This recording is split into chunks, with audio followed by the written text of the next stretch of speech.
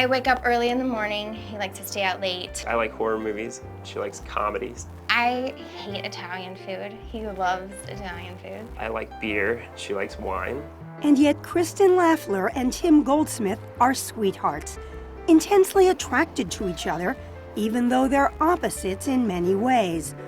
Like an estimated 20% of American couples who got together in the past few years, they met through an online dating site. And they owe it all to an algorithm. Yes, an algorithm.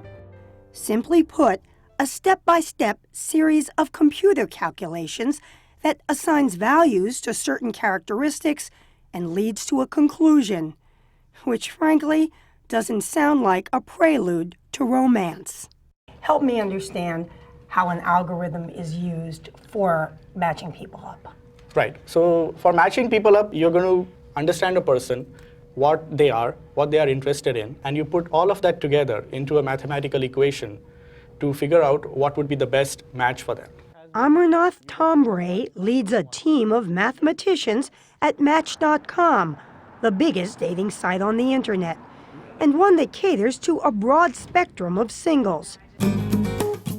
There are more than 1,000 dating sites on the web, some for those who want to meet people of a certain age, religion, or race. You can even look for dates who have a particular hobby or educational background. And a lot of sites use algorithms to pair up folks, often by factoring in their backgrounds and who they say they want to meet. But after observing its customers' online behavior, Match.com learned that something else is going on. We realize that people break their own rules. So they say they want one thing, but they express interest in something completely different. So now their algorithm tracks what you do online and recommends dates based on which profiles you're really checking out and who you respond to when they contact you. People might say things like, it's important that they have the same religious affiliation. That one's broken quite a bit. Mandy Ginsburg, president of Match.com, says the new algorithm has produced a twofold increase in emails between clients. Were you surprised when you started being able to see that people said they wanted one kind of a partner and then started looking for others? I think you see that it mimics in the real world that, someone who says, I want, a nice guy with my same background, they end up dating someone who's totally different backgrounds as they are. But not everyone is in love with dating algorithms. We have very little reason to believe that collecting information from two people who have never met can predict long-term compatibility. And consequently, we have very little reason to believe that these algorithms can be effective.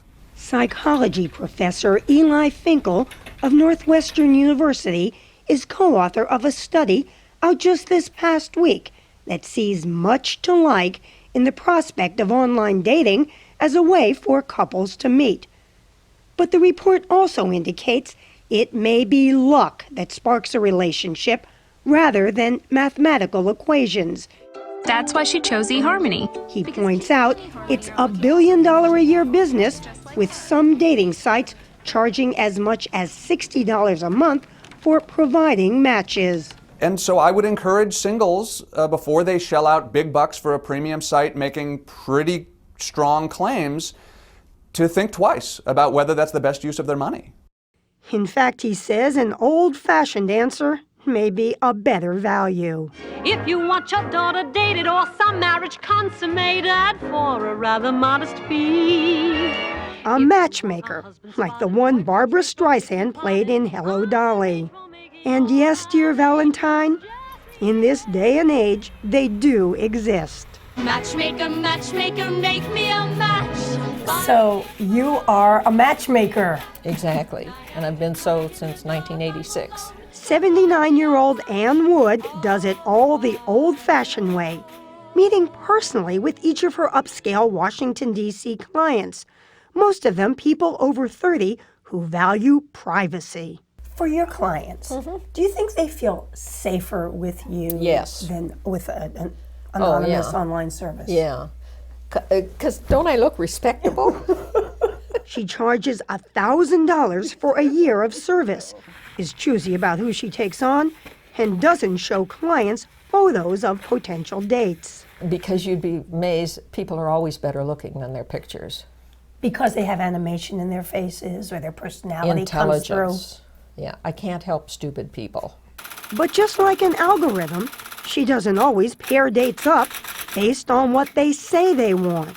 If they're not exactly what they ask for, and nobody is, believe me, there's something that sparks their interest, and that's what I look for.